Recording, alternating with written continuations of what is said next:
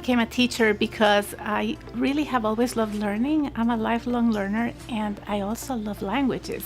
So I thought, what a great way to combine both things that I love the most and work with students to see if they would love them as much as I do.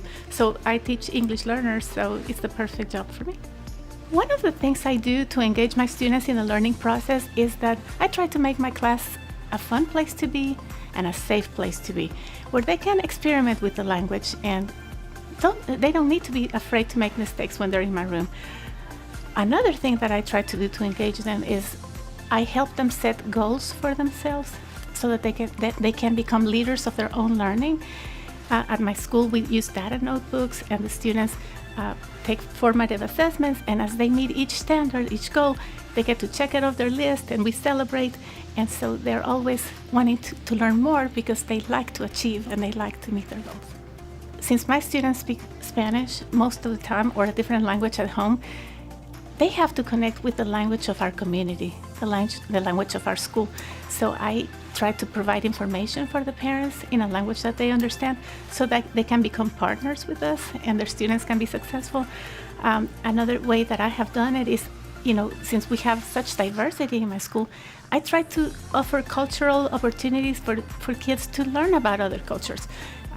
There was a time when I did a multicultural club, and English-speaking kids and Spanish-speaking kids came together to learn about each other, and it was so much fun. When my students grow up and they leave my classroom, I want them to remember that Ms. Behel encouraged them, that I was able to make them believe in themselves, that they could do challenging things if they worked hard. Goal setting is so important. They need to be lifelong learners. I also want them to know that I love them and that I'm always going to cheer for them, and I want to know what they do when they leave my building. So if they become a doctor, I'll be so proud that I had a little part in that.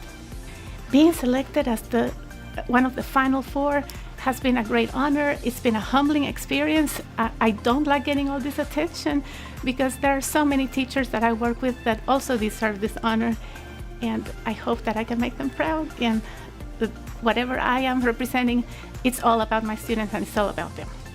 For my fellow educators, this is the message that I would like to give them. Don't be discouraged because everything in the media is negative about us. I want you to know that you're making a difference, that you are actually changing people's lives. I want you to know that I think that we need to do a better job showing people what we can do and what we are doing so that the perception will change. I also want you to know that if we want our kids to achieve, we need to also do that for ourselves. We need to set the bar high for ourselves and never stop learning. Be open to change and make sure that it's all about student learning.